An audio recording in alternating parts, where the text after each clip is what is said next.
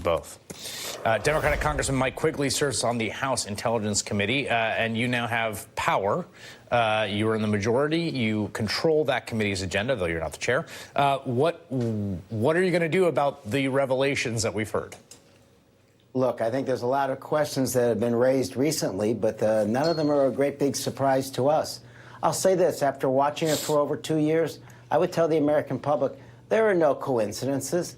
The fact that Deutsche Bank was the only bank that would do business with the president before he was elected was also the bank that laundered money for the Russians. The fact that the president slow-rolled out sanctions against the Russians. The fact that he would rather trust a foreign adversary, President Putin, over his entire intelligence community. He fired Sessions and Comey. There are no coincidences. I believe the President of the United States has been compromised. Whether he made all these extraordinary policy decisions based on bad policy choices or he was compromised must be the subject of the investigation. What do you mean? We must be able to get those records. I want to ask about that, but I want to follow up. What does it mean to you? Explain in sort of plain terms. What does compromise mean to you? I believe that the Russians were the sole source of funds through Deutsche Bank. I can't believe that there's that coincidence. I believe they were able to use that so that he relied upon them.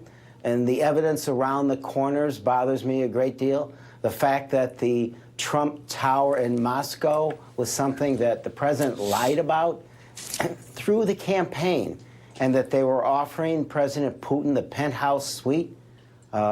These are extraordinary revelations. The only way we're going to find out is we have all the information, all the communications, the actual documents. You know, I read the other day it's something like 101 contacts. It's hard to believe that there aren't a lot more. Until we get those financial documents, until we get all those sources of information, we won't know for sure. But it is certain that the president has acted like he's compromised from the beginning of his campaign. He attacked those multinational agencies that fight back against Russian aggression, the UN, the EU, NATO. I mean, putting this all together, it's just, to me, too much of a coincidence. There's been discussion today about the possibility of subpoenaing the translator or translators who have